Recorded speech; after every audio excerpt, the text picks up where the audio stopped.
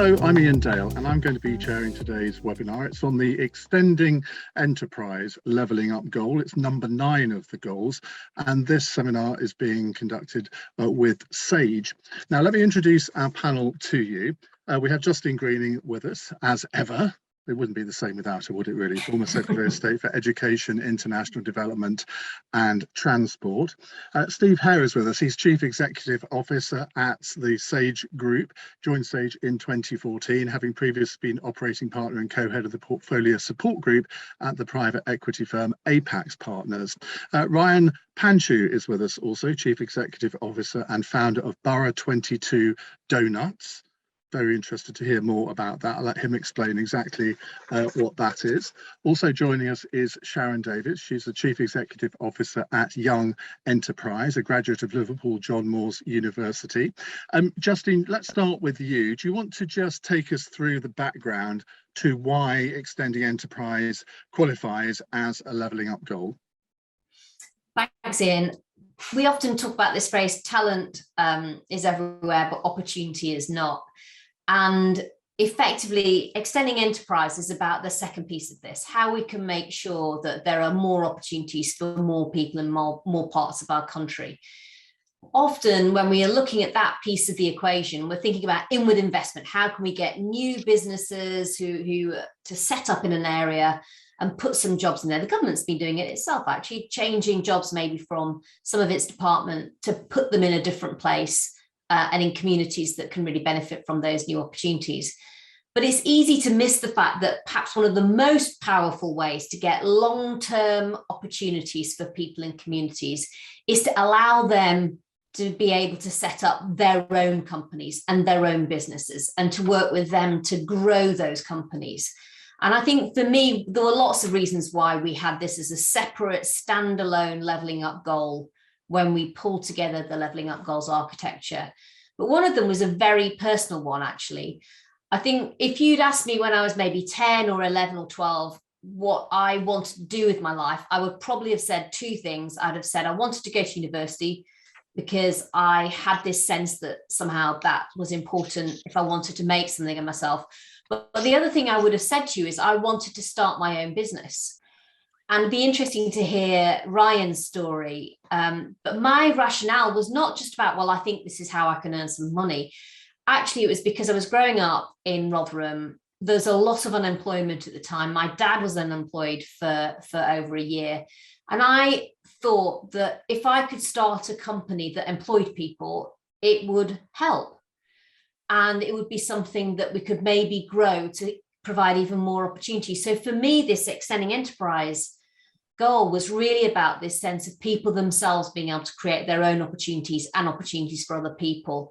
And so that's what we'll be talking about today. And we'll be talking about the fact that if you want to be able to enable that, and we're going to hear from some people who've done it, and from 2 people, Steve, obviously with Sage, and all that work they do to support SMEs, but also Sharon Davies from Young Enterprise, also all of their work. We're going to talk a lot about, I think, how and what it's going to take to enable people to be able to set up their own companies and then feel they can grow them.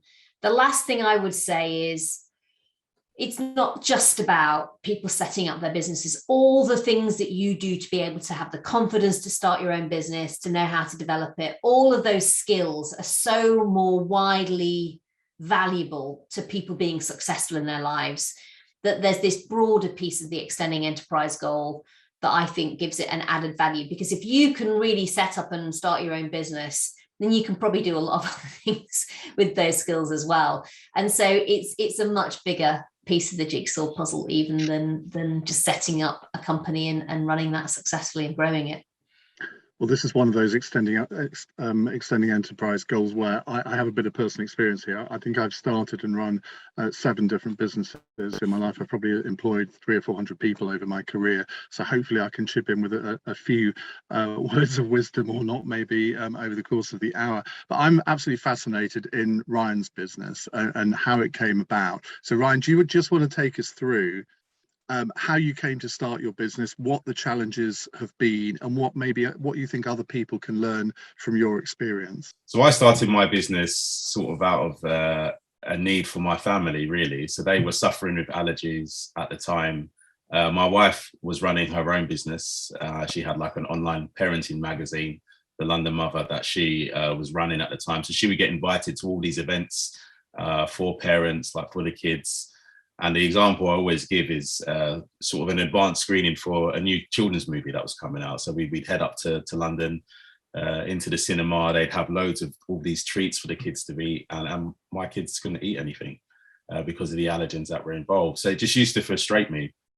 And instead of sort of getting angry and not doing anything, I thought, well, why isn't anybody doing this? Let me try and do something myself. And that's really what sort of drove me to create the product, or the donuts that we sell today. Never had the mindset to go and sell it, to put it into the market. Never really wanted to do that. Didn't know how to do that, but was encouraged or given sort of an ultimatum by my wife: stop buying these expensive ingredients and giving it away.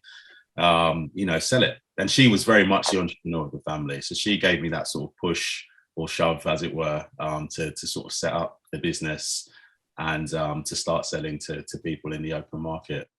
And what had you been doing before? Did you have any business experience? Because I think a lot of people find it quite an intimidating process. They think that it's going to be incredibly complicated, lots of forms to fill in.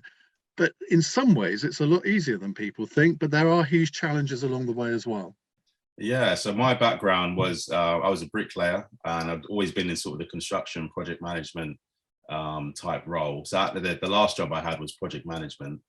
And you get used to working in an office environment. You've got the different departments, HR, accounts, all the admin staff. So you kind of got an idea of how a business works.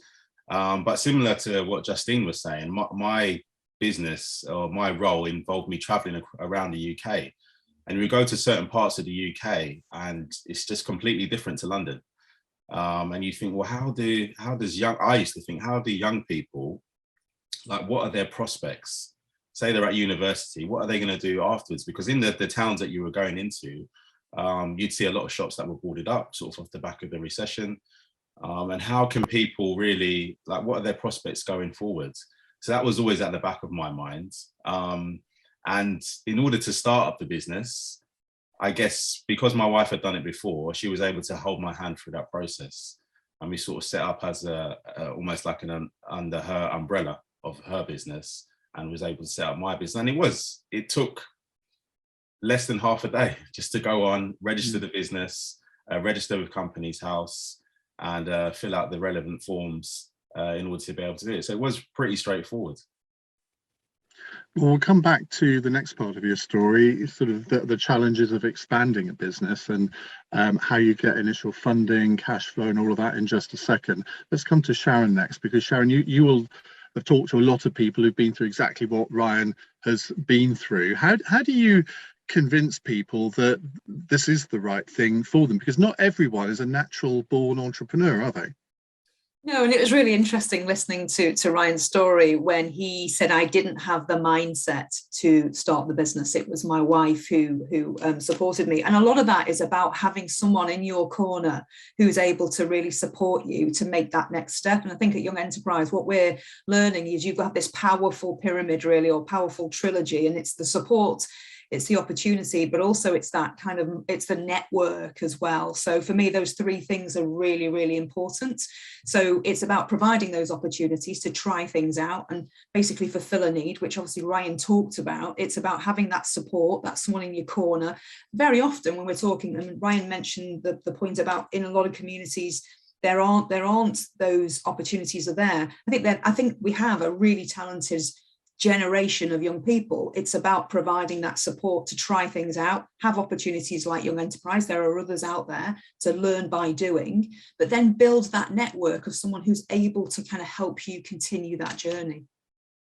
Justine, let's look at the education side of things, because I think schools take business a lot more seriously now than they did when you or I were at school. I don't ever remember hearing anything about enterprise, starting a business.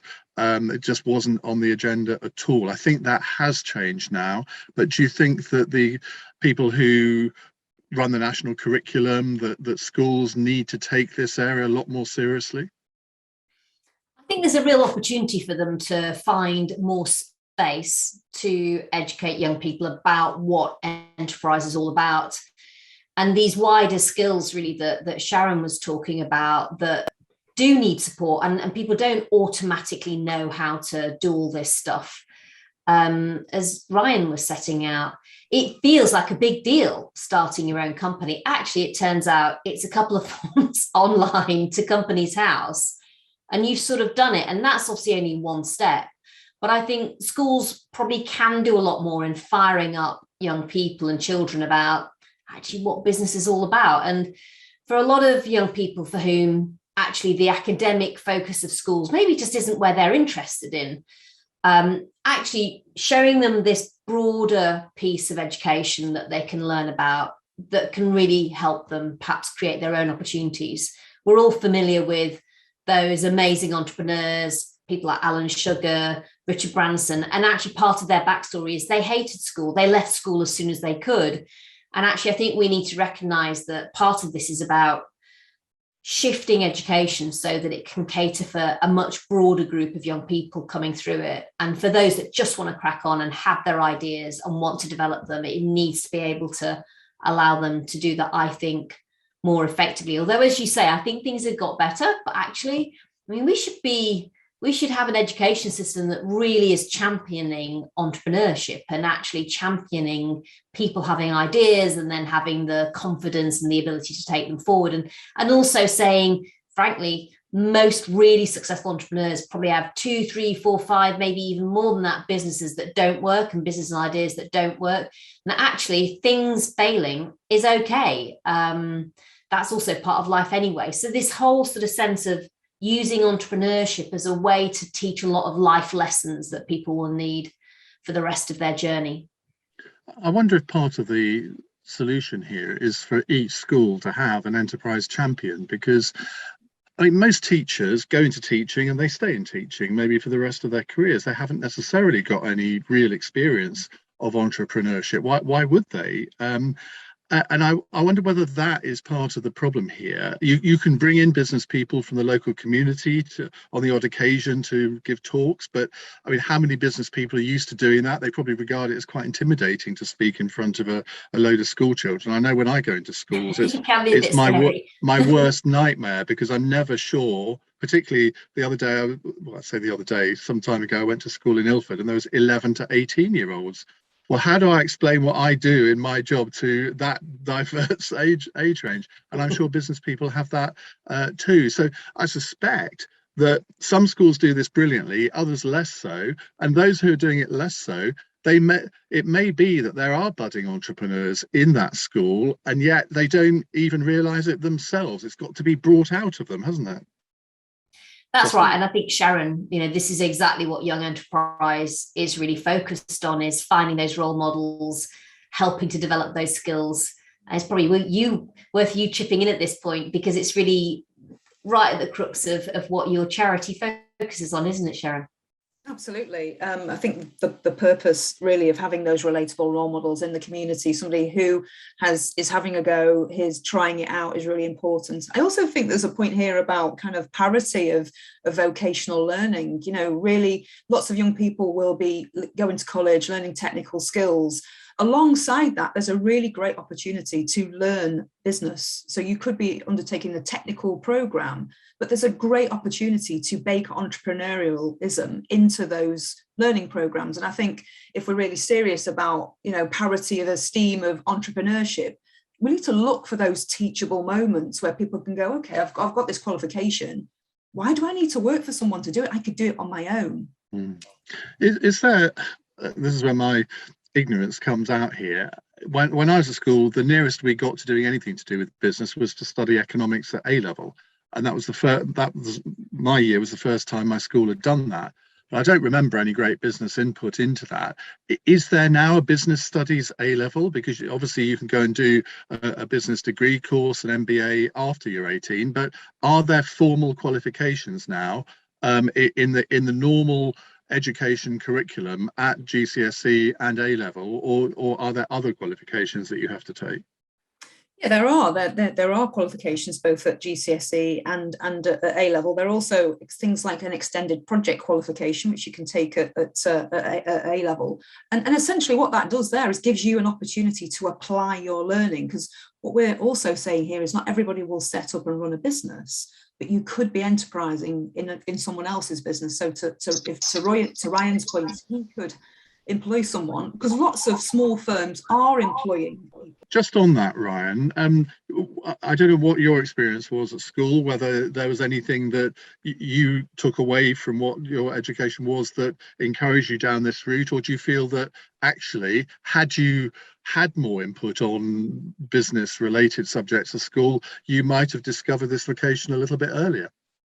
Yeah, I don't think I was exposed to anything at school. There was always that one person, that one kid, you know, who used to hustle, used to bring stuff in and sell it, like bring in, I don't know, 50p's worth of products and go home with £2.50 at the end of the day. There's always that one person, wasn't there, at school? I think most of us were exposed to that. But I'm just thinking, you know, about my kids now, like my experience at school, my kids. So, for example, my son has just started secondary school. They're teaching him computer programming. But why are they teaching computer programming? Because it's a necessity. It's something that is needed in the society that we live in today.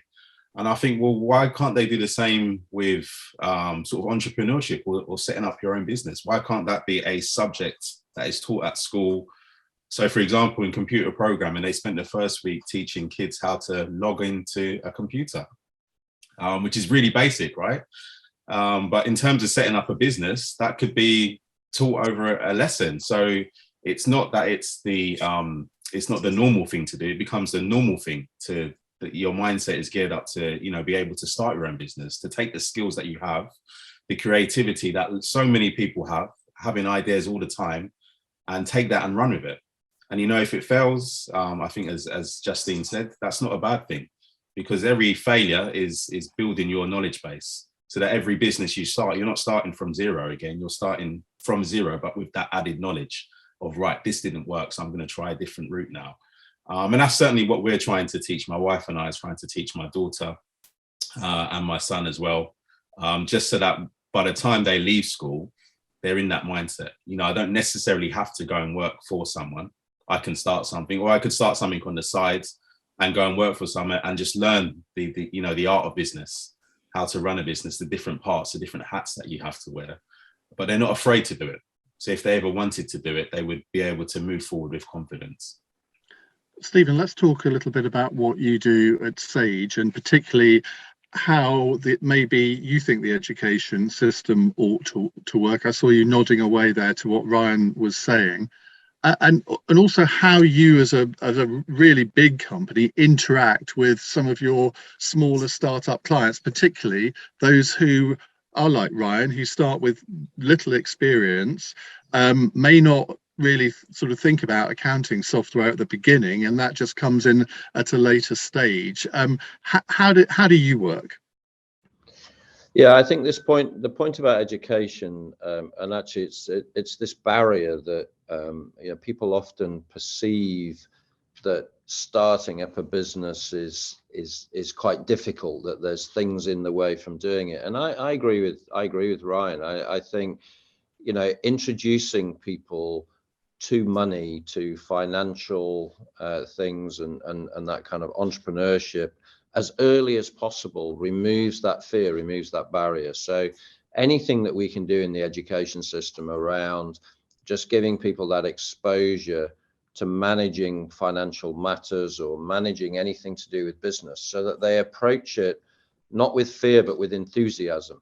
I also agree. I think one of the things you hear from all small business owners is that they've tried things. They've tried many things that haven't worked, and I think that's so key to embracing the world of trying to run your own business, is to expect that what you do initially, lots of things won't work, and the key really is to learn from that and then try a different thing and kind of figure it out. But don't be worried by the fact that things don't go to plan, because in many ways that's part of the fun. And when I speak to small business owners, that's something they relish. They relish that freedom of not having all this infrastructure around them to keep them doing things in a particularly precise way. It's about encouraging people to flourish and to thrive in an environment which is a bit uncertain, and to try things out. I think that's a really good point, because having started and run various small businesses, at some point it doesn't become fun anymore, and that point, I think, starts when you start to employ people.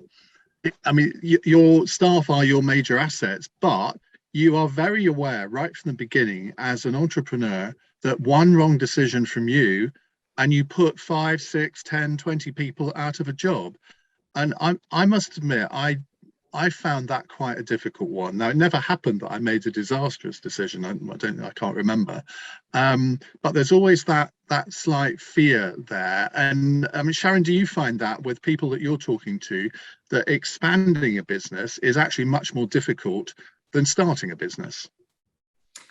Well, we're really upstream when we're working with young people. They are at that point where they are starting the business rather than expanding it. So, but part and parcel of that experience is working with an advisor who will help them through some of the similar skills, really, of what does failure teach you? What can you do differently next time? And then it comes to scaling. It's then looking around you for those people in your community, in your corner, who can help you make those choices. So I think we're a bit further upstream, really. Ryan, I don't know how far you've got down that road. If you employ people now, sort of. Also, I mean, taking on a property, I guess, is also a big step for people. I know. In your details here, it says you basically worked with a home kitchen. Is that still the case, or have you expanded into a separate property? No, I'm still at home, so I'm still in my kitchen at home. Still run the empire from there. And I'm building a kitchen in my garden, actually. So talking to someone who'd done it before, that's the step that they took. And I asked her, would she do it differently? And she said no. She said, keep it contained as much as possible, and then when you reach that stage, you'll know it, and then you can make the step. But it's not the gift and the curse. I think that's too strong. But it's wonderful to get to a stage where you need to employ someone. Yeah. This has become that successful, or you're generating that work that you need an extra pair of hands. But then, like you said, it's the added responsibility that comes with that. That these people are now depending on you being able to generate the work, keep it coming in, to keep them employed is sort of the downside, as it were. And Stephen, how does a company like yours help small businesses realize that when they're expanding, there comes a point when they're going to need the kind of software that you provide? Now, obviously, you'd like to have it right from day one, but I suspect there'll be a lot of people who think, no, I don't need it from day one. I can use sort of Excel, or I can just do it in a sort of rather ramshackle way. But you come to regret that in the end, I suspect. Yeah, we try and encourage people to adopt digital tools as early as possible. But you're absolutely right. It usually builds, and it's usually not your first priority when you first get going. And I think there are certain milestones, and you're absolutely right. Employing is one of them. And that can be a very intimidating thing to do. Now you have we work in conjunction with accountants, often small businesses.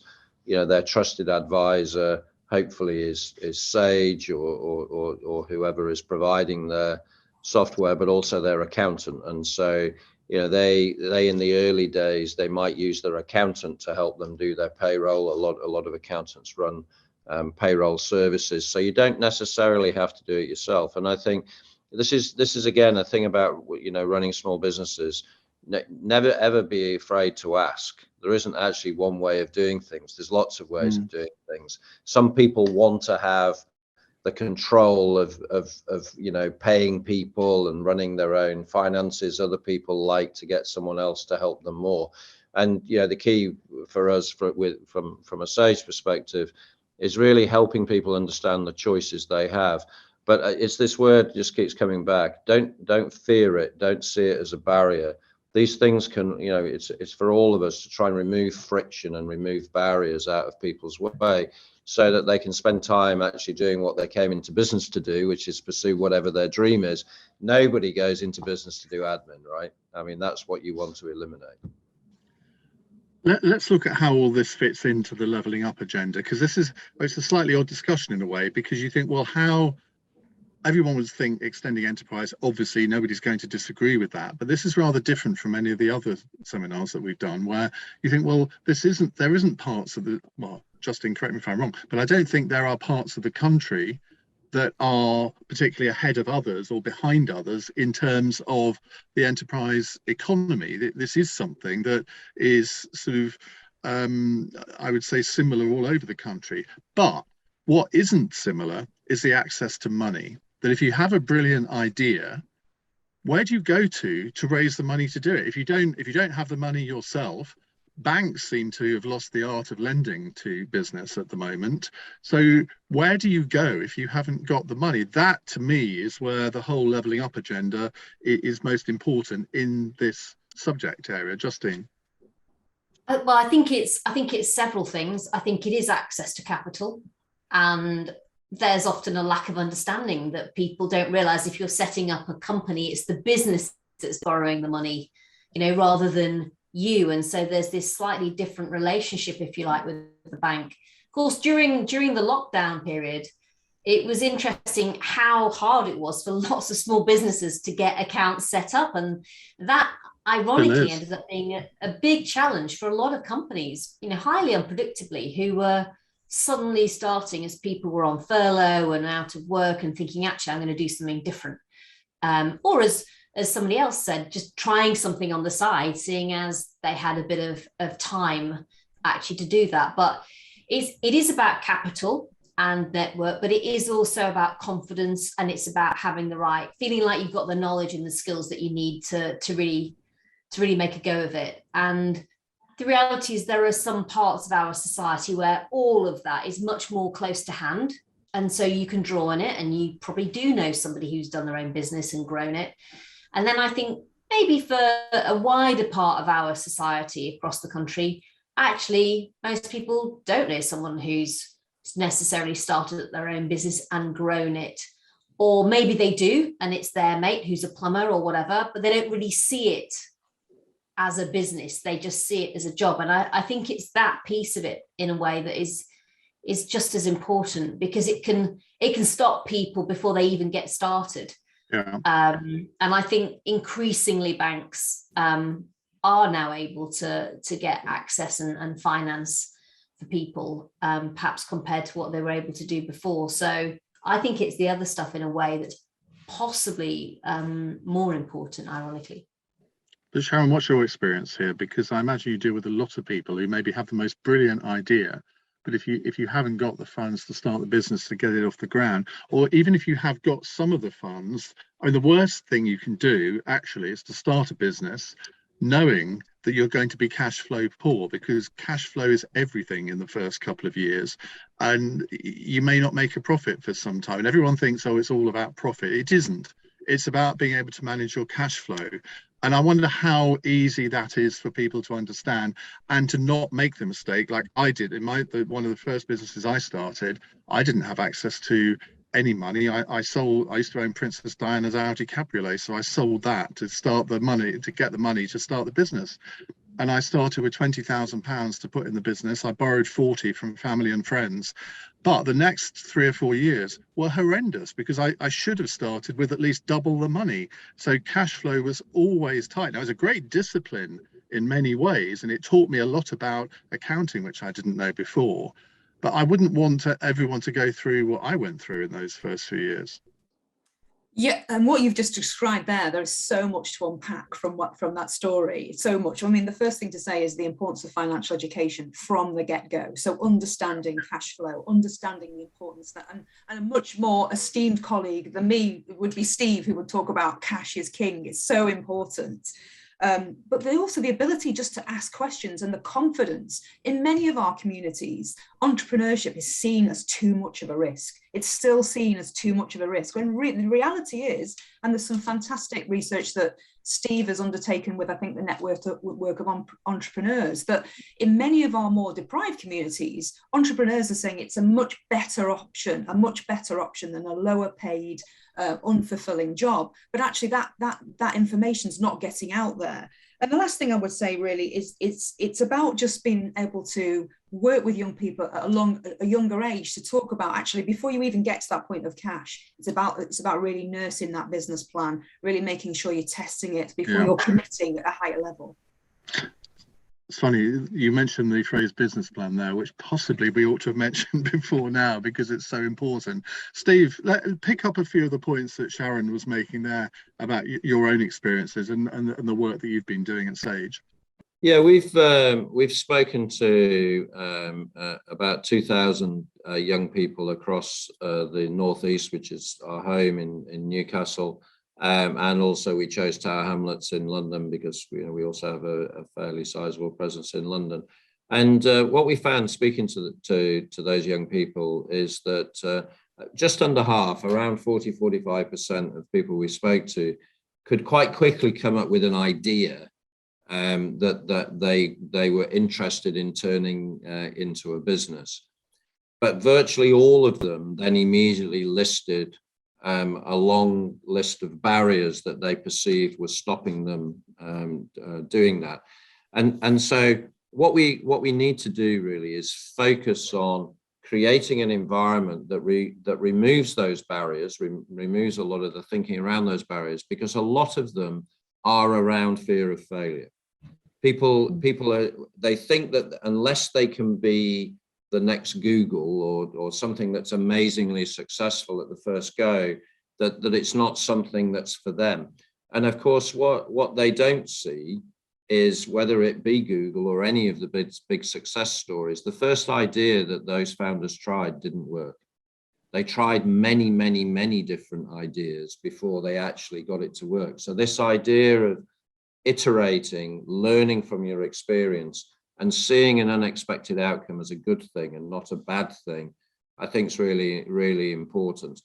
Obviously, there's a number of real barriers, like access to finance, financial kind of training and understanding, which the earlier we can expose young people to that so that they feel confident with that, the better. But there are a lot of barriers which are more illusions rather than real.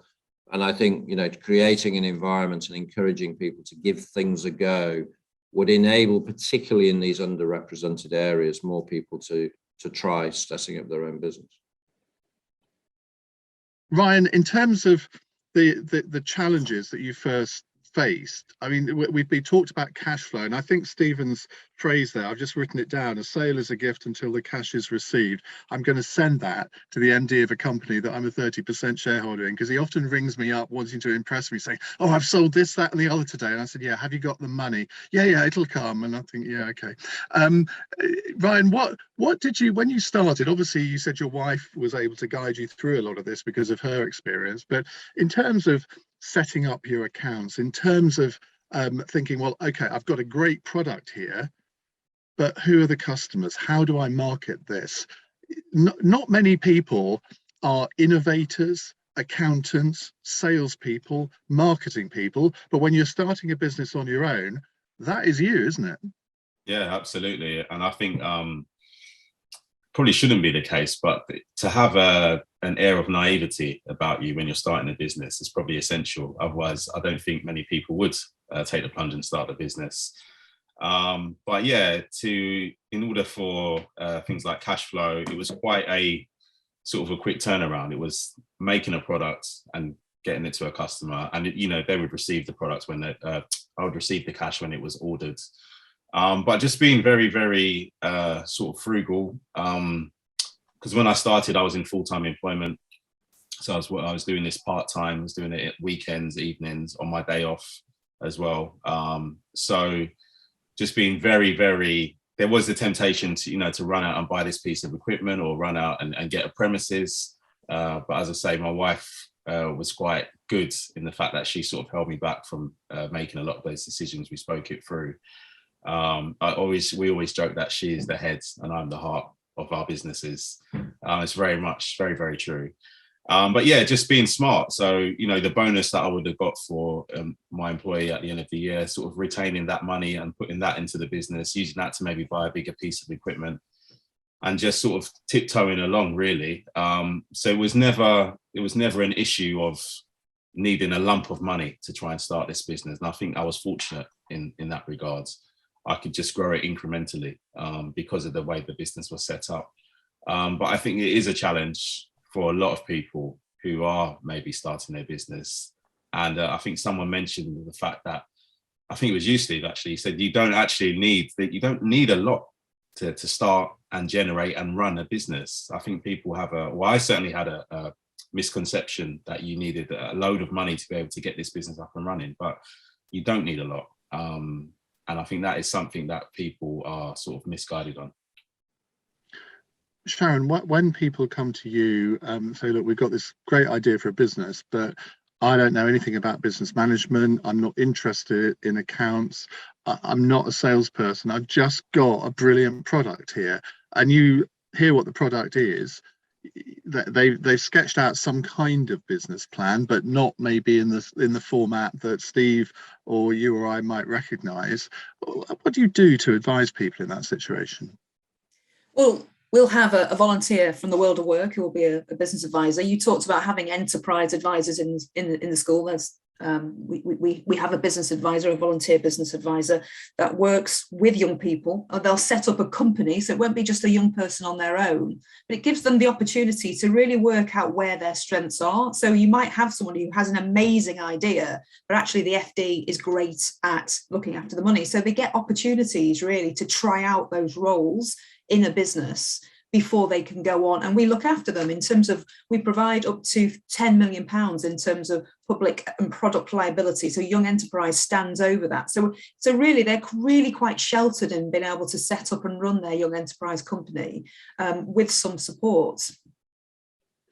And Justine, I said earlier that I thought, well, that there ought to be equality of enterprise throughout the country, but you do look at some parts of the country and there is an imbalance. You look at the Northeast, for example, where you look at the percentage of the Northeast economy, which is public sector and private sector, and it is the highest rate of public sector in the whole country. Now, that can't be because the people in the Northeast have a lack of entrepreneurial spirit. It's just, well, I would say it's just that it hasn't been tapped. So in terms of the levelling up agenda, what can we do to tap all of that sort of undiscovered talent, entrepreneurial talent that there must be in some parts of the country?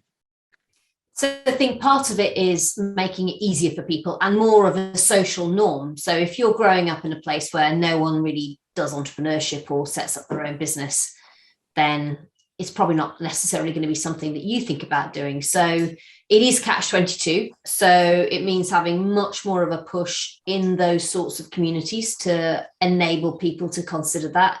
I also think that as the economy changes, those are key moments when actually you can get different people to set up different companies.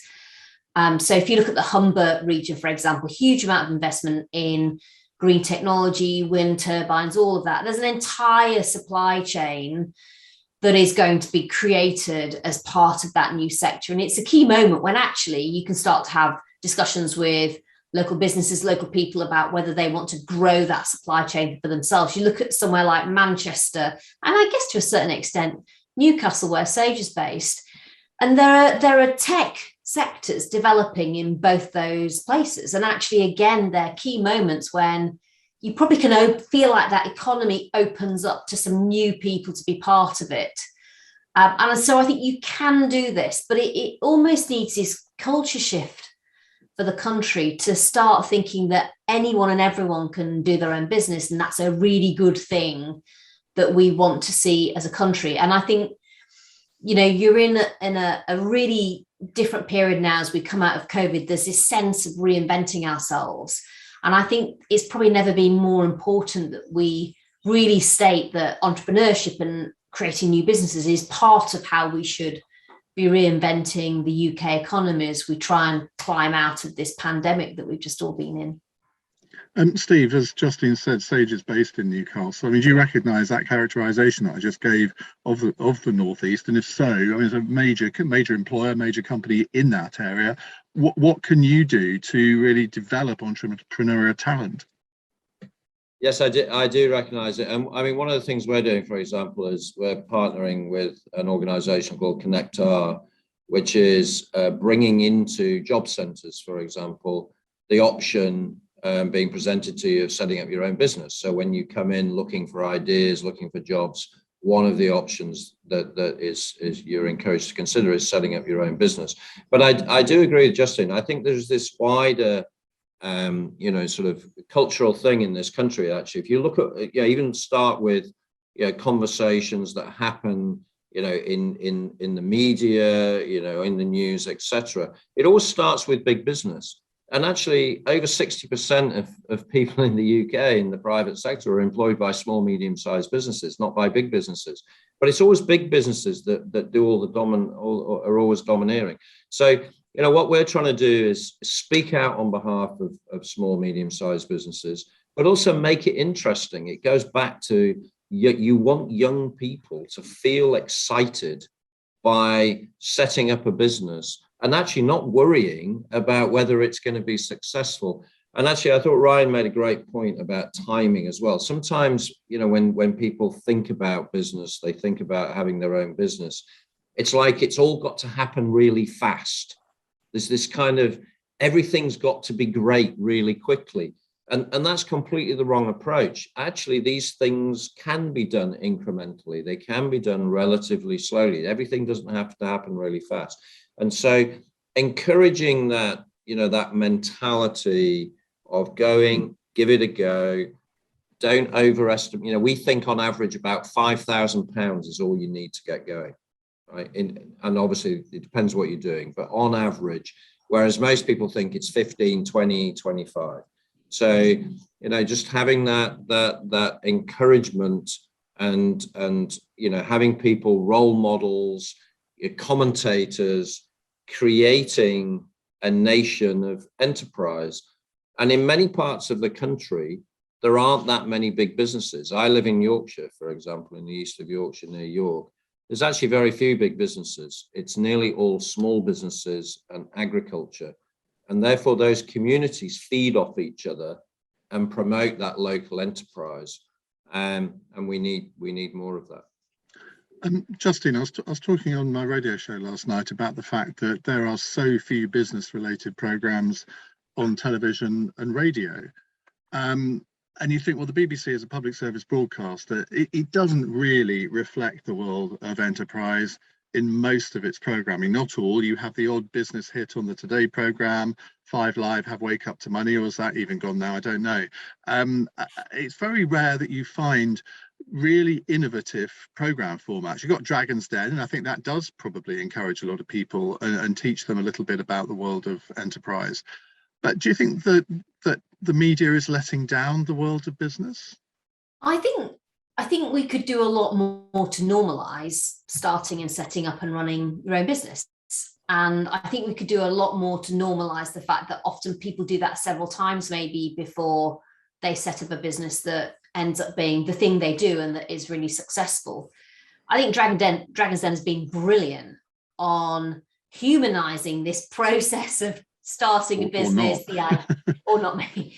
The ideas, the fact that there are investors there, and it is very much about, do they believe in you as a person and what you're trying to do? But it probably stands out almost as the only thing, in a way, that I can really instantly think of. Whereas, I'm showing my age now, but when I was growing up, lots of dramas were all about businesses. It was, Dallas and Dynasty, and there was Howard's Way. And this is the 80s. I'm sorry, people. Do you remember you're not old enough, but do you remember The Brothers in the mid 1970s, all about a trucking firm? That would never be made nowadays. But it all gave you this sense of business being exciting. Yeah. And it was about deals, and it was about people growing stuff and working out how to kind of compete and succeed. And that really appealed to me. And it did give me a clear sense of what business is about, even though I had never set foot in an office or a business at all and didn't know anyone else who was actually doing one of their own. I think we don't quite see that today. And it probably would be good if there was more of that on TV, actually.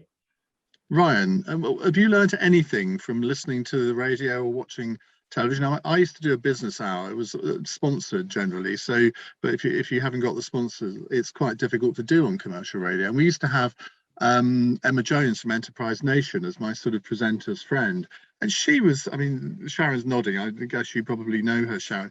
She was just an evangelist for small businesses. And the number of people who used to phone in and say, look, I have started a business, and it's because I've been listening to you, Emma. We need more of that on the media, don't we? Ryan, have you been inspired by anything that you've seen on the media, or it's just something that you decided you were going to do? No. So yeah, it was literally just something I've decided that I was going to do. I mean, going forward, there's been a couple of podcasts, the What's Cooking podcast, the Sage Sound Advice podcast as well, where I've learned a lot. But it's just really, I think as I've grown in my business, it just highlights just how simple, when you strip everything back, how simple it is to run a business. You make a product, you sell a product for profit, you sort of take that money and reinvest it back into the business, and the business grows like that. And I just think, like, when I think about my own kids as well, in terms of like case studies, businesses are like songs about love. There are so many businesses that are up and running, that have done well, done poorly, and you can learn so much from case studies of people's businesses. The information is out there that we can learn from it, and I really do think it should be promoted more. There should be more of a focus on empowering people in that way.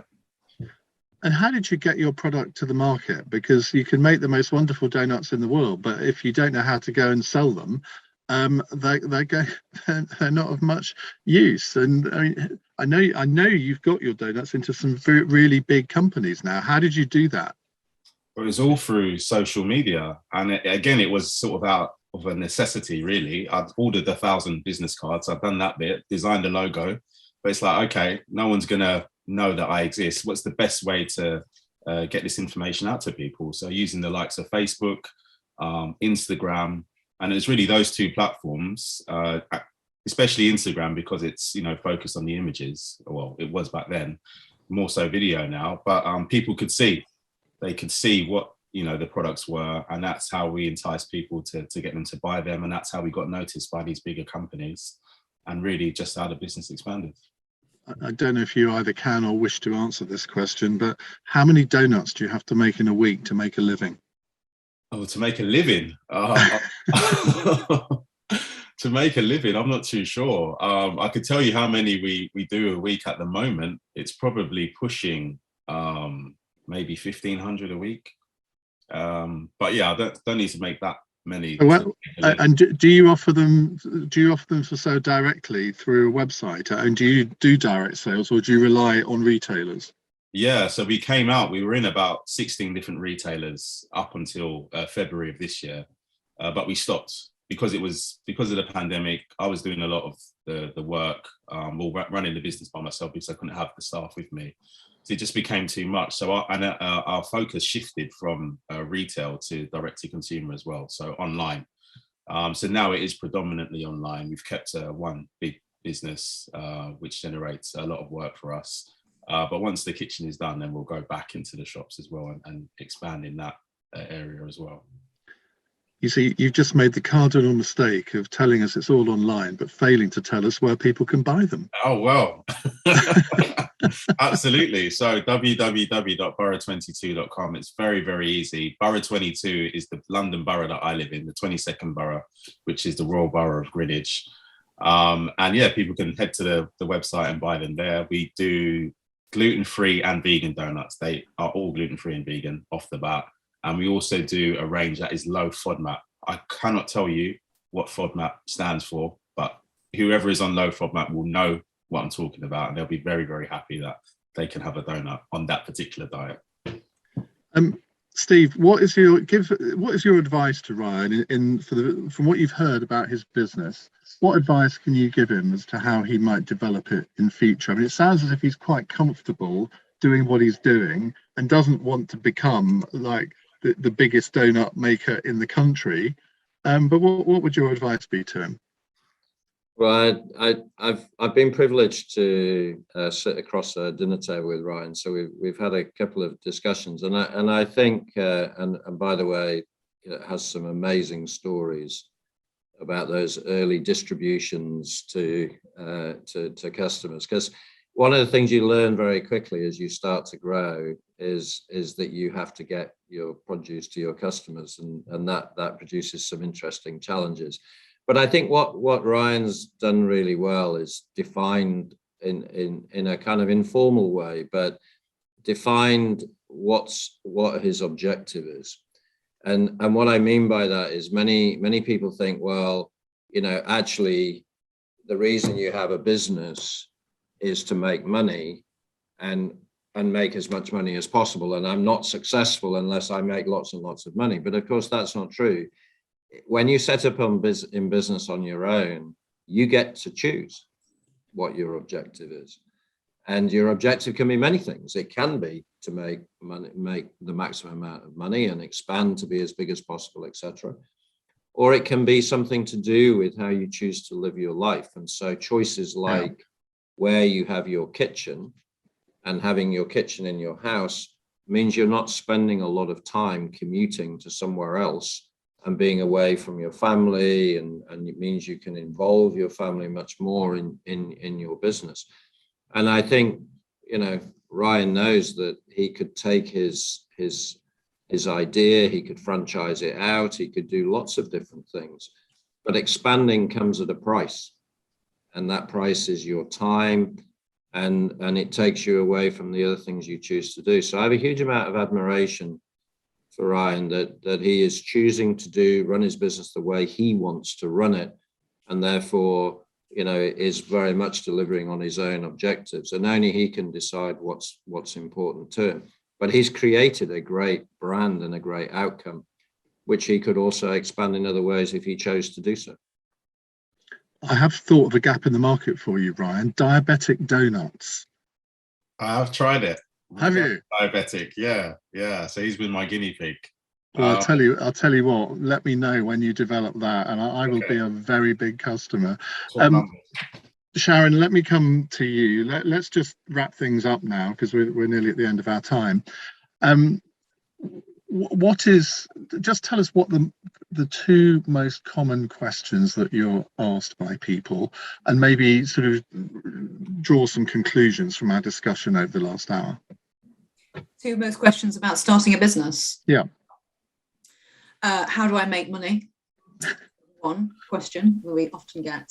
And how do I get my product to market is the second question that we often get. So they're two big ones, really. And I just want to go back to your point about kind of role models. Ben Francis is an amazing role model from Gymshark. And what he's managed to do is provide really short, sharp videos for young people, which tells his story, which is essentially, he had 4 or 5 websites that failed first. And then he actually just used a sewing machine to make his own clothes. So what we need to hear is more of those stories to kind of overcome this fear factor we have around starting your own business. It has to be all or nothing. And that's what we do with young people. We say to them, you can do this on the side. You don't need to take massive risks. So Justine, just to conclude, give us 3 things that you'd like to see happen now related to this levelling up goal of extending enterprise. I think first of all, schools play more of a leading role in shaping attitudes. I think next year we'll be working with Sage on really trialing some different things on the ground about how we can encourage people to take those steps. And I think the third thing probably does go back to your point on finance. I actually think, although there's a lot of other things we need to get right for people to be able to start and grow a business, actually having the financial system support those ambitions and those aspirations and feel like it is more open actually to more people does matter. So those are probably the 3 things that I would really point to. And I think that's where we'll all be focusing over the coming months and years. And I think there's a tremendous opportunity here for these new challenger banks. If one of them got the reputation for being the place to go for startup businesses, I think they would do a tremendous service, not only to the country, but I think it'd be a brilliant business opportunity for them. But I think the banking sector in general really needs to up its game in this area. But that's something we might come back to another time. Well, thank you all very much for joining us on this Leveling Up Goal number 9, Extending Enterprise webinar. If you've missed any of the other webinars in the series, there's around 20 now. You can find them on the Leveling Up Goals website. That's all from me. Thank you for joining us. Goodbye.